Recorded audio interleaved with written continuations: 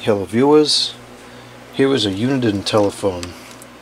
This is model EXI8560, and this video is being done at the request of a viewer that wrote in with an inquiry about one of these telephones. He has the same telephone and it's experiencing an issue with the buttons, and it's actually been so long since I got this phone. I didn't realize that this telephone is actually experiencing the same problem. So he was interested in doing the repair himself, but he wasn't quite sure exactly how to do it or if he was going to be able to do it successfully. So I'm going to clean this one up here, and we're going to fix the button issue, and I'm going to do it on video, and the video is going to be a little different than normal. This one's going to be longer because I'm not going to cut any parts out. I'm going to show every step on the video, and my hope is that this video will give the viewer enough confidence to go into his telephone and repair it so that he can keep using the telephone that he likes. So anyways, as you can see here, the numbers work fine, but the talk and end keys don't work, and the menu button happens to work okay. The scrolling up works, but down does not work. And there's a reason why those buttons are failing and these are not, and we'll get into that once I open up the telephone.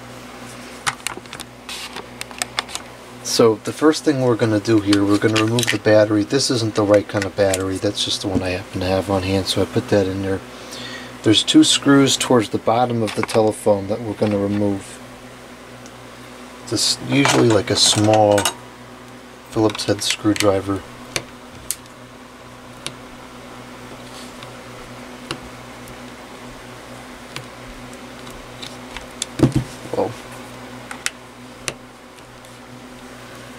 And once we have the screws removed, we got to split the handset open, and that's going to be the most difficult part of the repair. And this is where you have the most things that can go wrong. So there's a speaker here on the back of the back shell, and there's a wire that connects this speaker on the back shell to the PC board tied to the front shell. So when you split this open, you have to be very careful of that wire going between the PC board and the speaker, because you can break it and then you have to solder it back on, and that just makes the repair much more complicated than it has to be. So of course this gets easier when you've opened a couple hundred of these handsets, but what you want to start by doing is splitting it apart at the bottom here. So you'll see this start to split, and then you want to put your finger in the gap so that it stays. And then you just want to slowly, there's a special tool for this, it's called a spludger.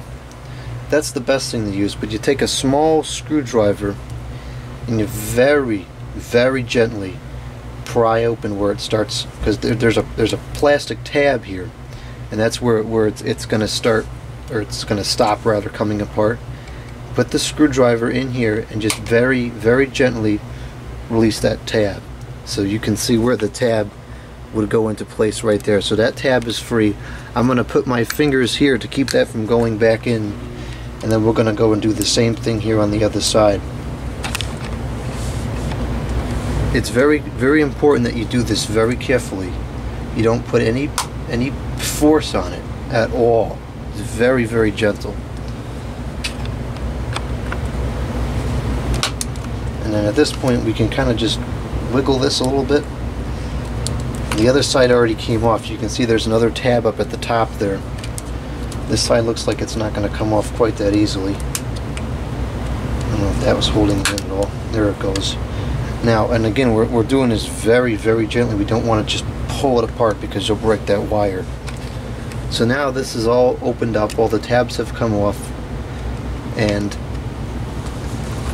you can see right here, this is the wire that I was talking about, and there's a piece of tape holding this on. I'm going to pull that piece of tape off, and that's actually going to give us a fair bit of slack. This has more slack than a lot of them do. The other thing to watch out for is the antenna up here at the top, going into this outer housing. There's a metal antenna there. So at this point you want to pull the main unit down to get the antenna out, and then you're open up. And if you get to this point, you're good. You got through the hardest part. So now we're going to remove this speaker, and to do that, I'm going to take our small screwdriver again and just kind of pull this metal tab out,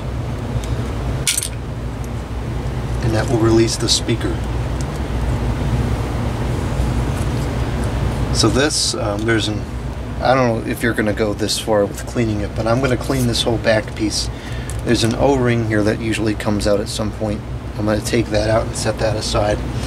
The antenna, I would suggest you don't remove it because these have a tendency to break.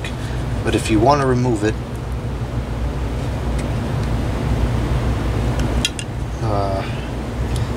yeah, you have to get something very small, very thin under here,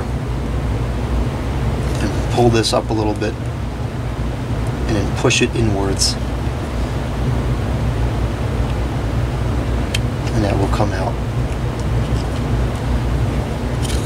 So now this is just a plastic shell. We can run this through the dishwasher or wash it by hand, whatever. So there's that. Now back to the handset. So there's going to be just one screw. These really weren't the most well-made telephones that Uniden produced. There's still landslides better than what we got today, but these were kind of on the cheap side. And you can see the design is relatively cheap. There's only one screw holding this board into place, and that's up here at the top. And again, it's just kind of a small Phillips head screw. And we're going to remove this screw. And now at this point, the board should come off. So I'm going to just very carefully lift it up around the end here, and it should come right off. Now we're going to have another speaker wire situation here with the earpiece. You can see we have these two wires here and then the receiver capsule. So we're going to unscrew this.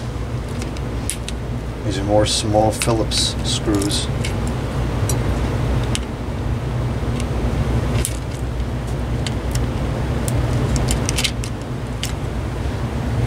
Set those aside, and this will come out.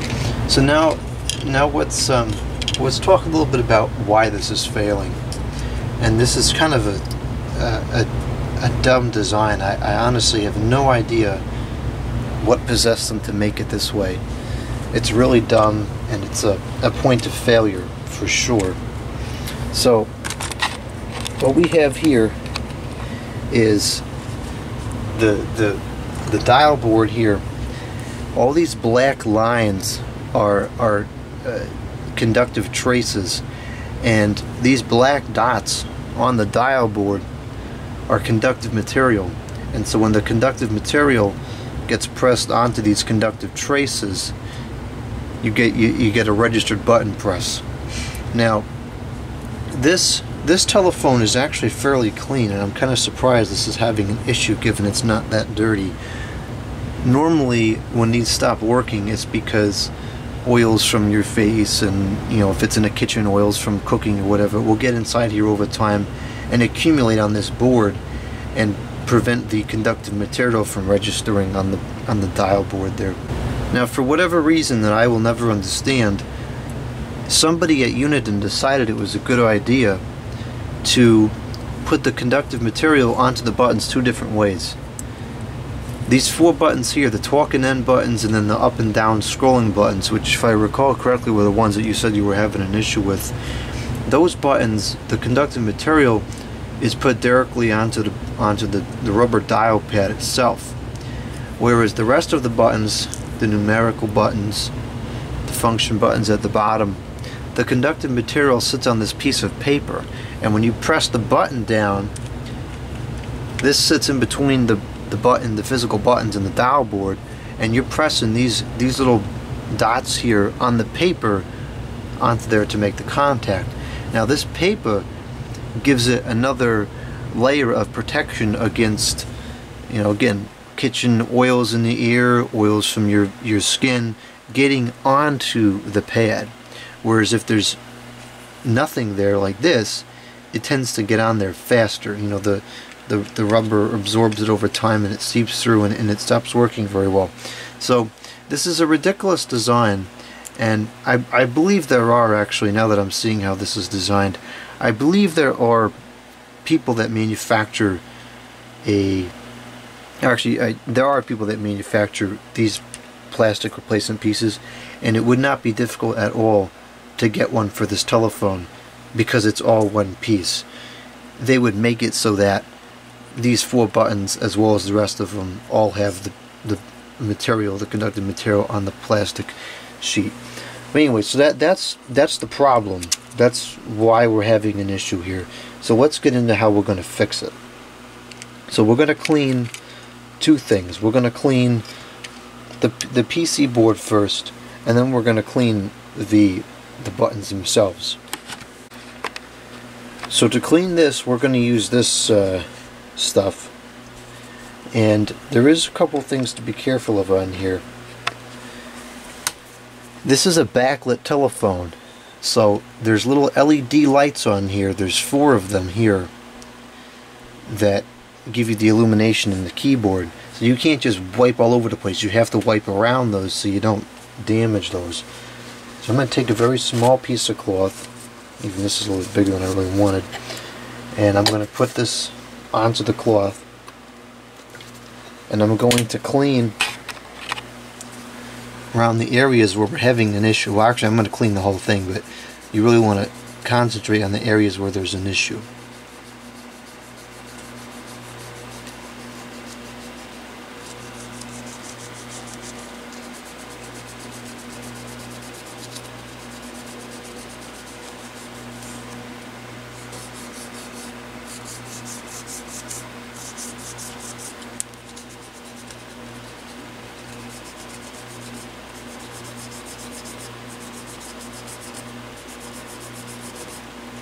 So this wasn't too dirty, but if this was dirty, you would see like a yellowish color stuff coming off. Again, I'm not really sure why this one isn't working. It's kind of odd that it's not dirtier. But anyway, so that's cleaned off now.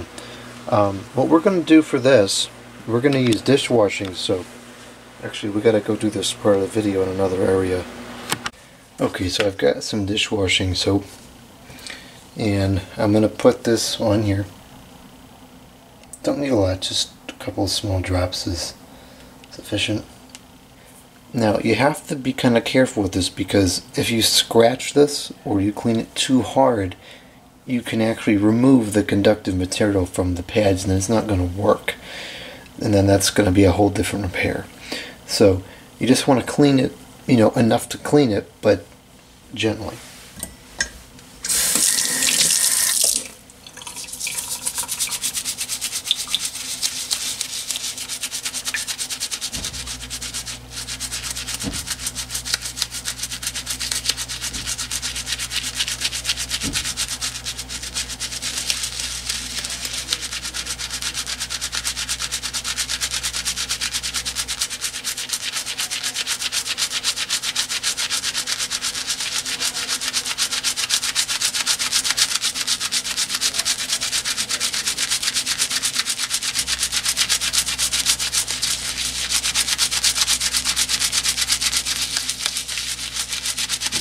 Alright, let's try that.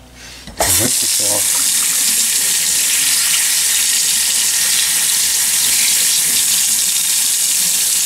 Make sure you get all the soap off of there.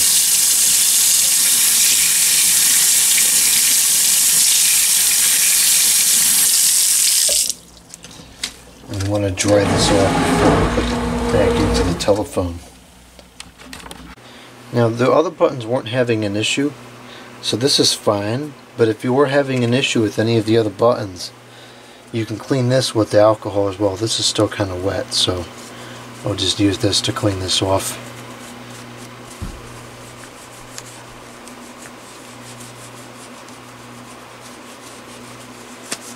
Okay, and now we're going to dry this off.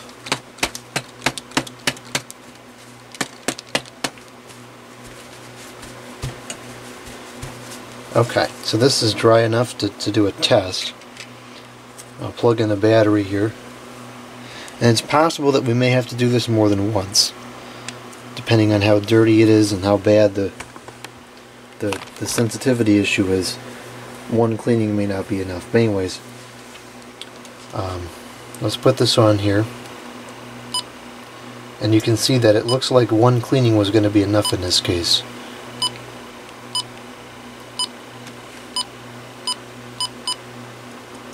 Now the other button's not going to work without this in place, so I'll put this on here as well. And you can see now the LEDs I was talking about before. So this is scrolling now as well.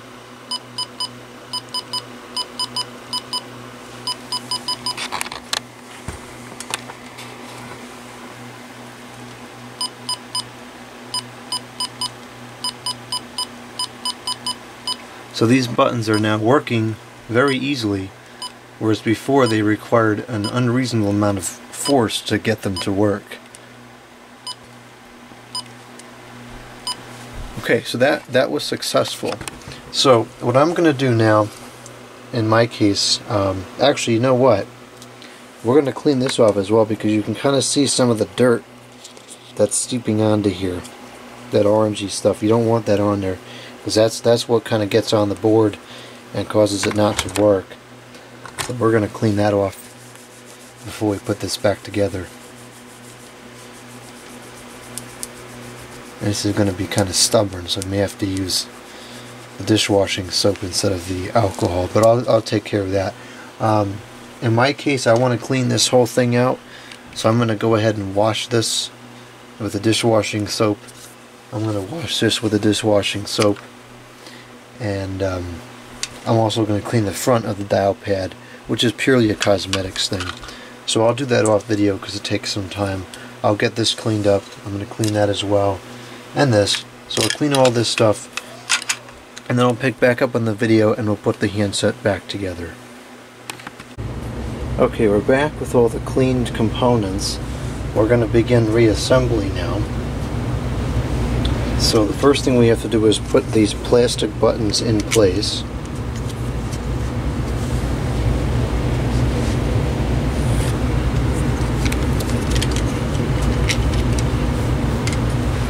And then we're going to put the rubber buttons in place.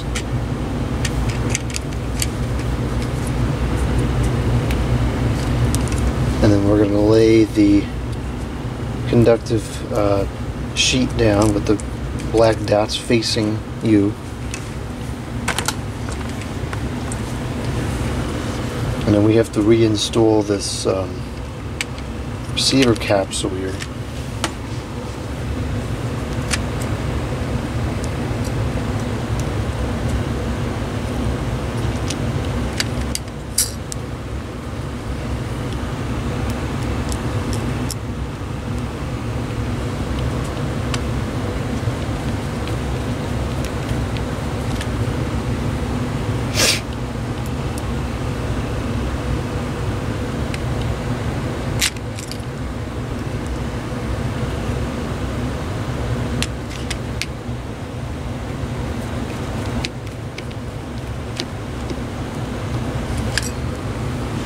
And then we can just go ahead and set this on the board like this.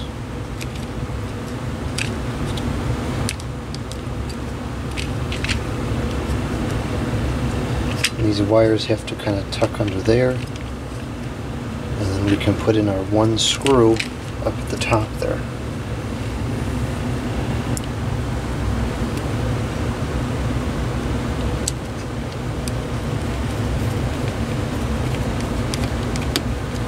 Okay,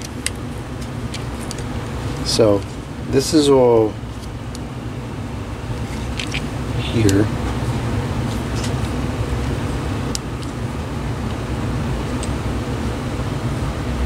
It's not quite seated in here the way it should be. See, the buttons are not coming out. Something's a little off.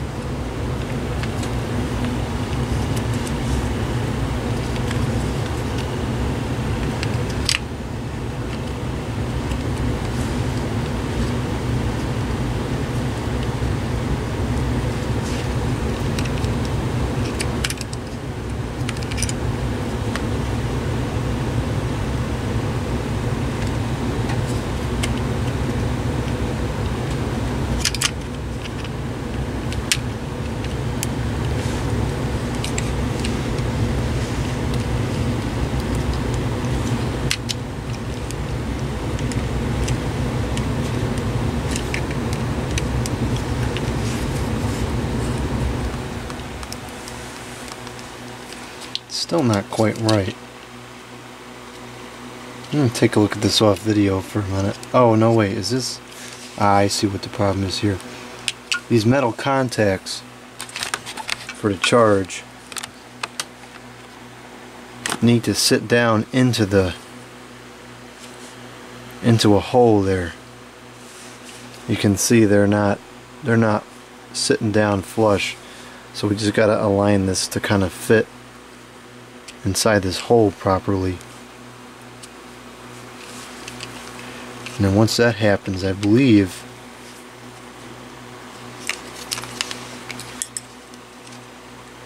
now the buttons are normal. So we can put that screw back in now. I think we're good. Alright, the screw is in place. Let's plug in the battery and give this a test.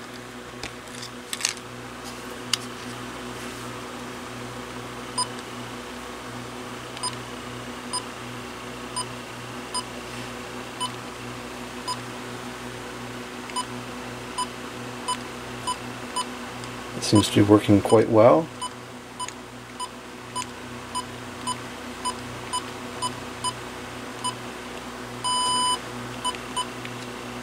We're able to scroll okay.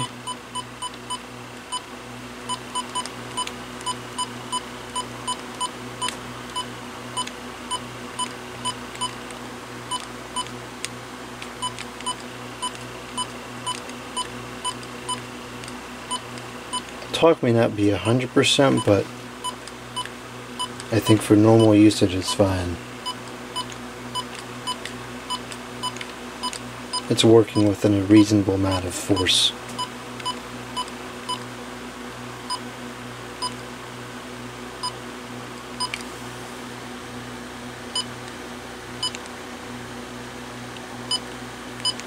Alright, so that's good. The repair was successful. Let's continue putting it back together. So we need to get the antenna into the base. This is another part we have to kind of be careful with, because the antennas, they're rubber, which was great when they first came out, because if you dropped it or something it wouldn't just snap off like a metal or plastic one would. But unfortunately over the years they've become kind of brittle, and they have developed a habit of breaking. So it's going to sit in here like this, and it is going to take some force to get it back into position. Actually, I went into position pretty easily. So that's that. The antenna is now installed. We got to put the speaker in place. First the O-ring has to go in there.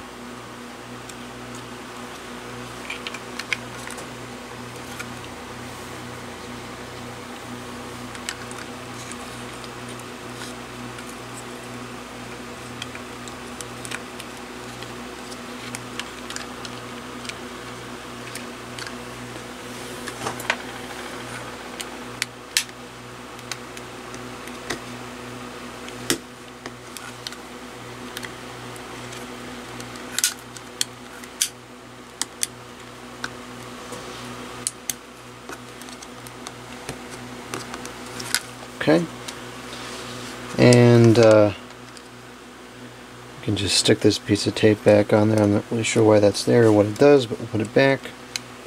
The antenna has to slip in through there. That little clip there is where it starts to clip on, so you want to clip that on like that, and then make sure the headset jack is out of the way, headset jack cover rather, and then you just slowly press it together from top to bottom, and now it's together. So we'll put these screws in place, and we're going to do a final test here just to make sure everything is working and that the repair was successful.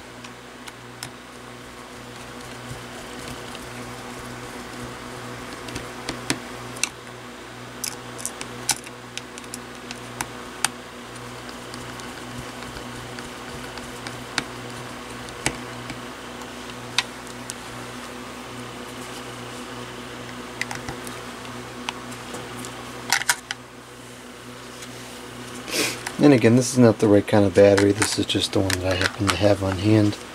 And that got all wet for some reason. Alright, so here's our handset. It's been cleaned. I'm going to put it on the base here for a minute just to get the security code reset. And then we should be able to do talk. It should work.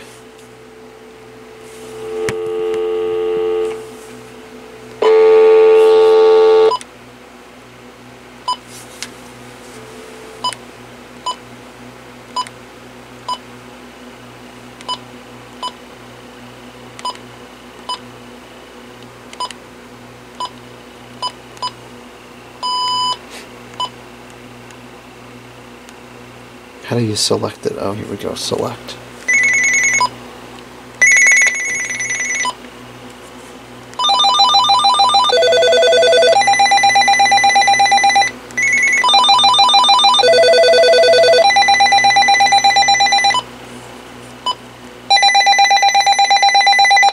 One of the things I happen to really like about this telephone is that the handset ring volume is quite loud.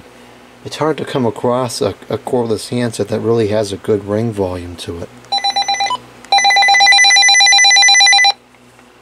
So you can see this is scrolling fine, which previously was not working correctly. And we can also turn the phone on and off with exerting only a reasonable amount of force onto the buttons.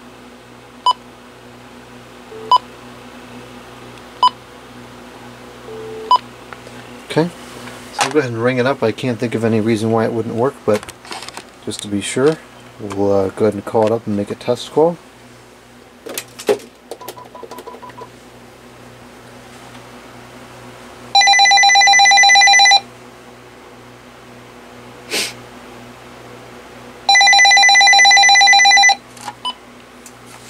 Okay, so this is now on. Testing, testing. 1, 2, 3. Check. Testing, testing. 1, 2, 3. So that's working. Testing. Put this on speaker here. Testing. Testing. Testing. 1, 2, 3. 1, 2, 3. This actually has pretty good volume to it as well for a handset speakerphone. Testing, testing, 1, 2, 3, 4, 5, 6. The test is successful. Check, testing, testing the other way.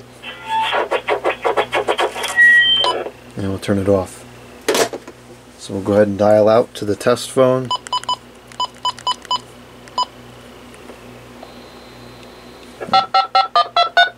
Oh, I forgot to hang it up. Okay, talk is working. Talk.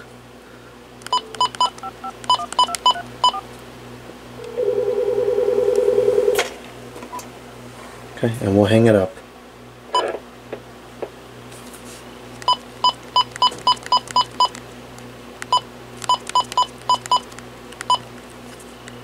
The 6 is a little flaky. Oops. Turn that off. Not sure why it's like that. But it's working within a reasonable amount of force. And during normal usage, it's not going to be an issue.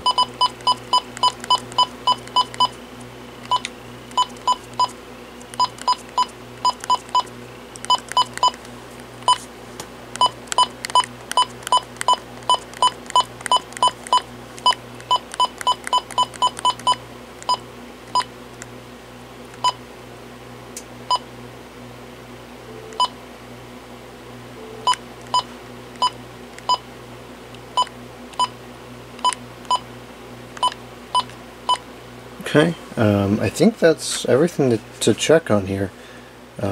That's working. All the buttons are in good working condition. Whoops. The talk and end, the scrolling is working. The numbers are working. They were working before, so that's to be expected. So this is all set. That's the button repair. Hopefully that video was of some help to you and perhaps other viewers on the page.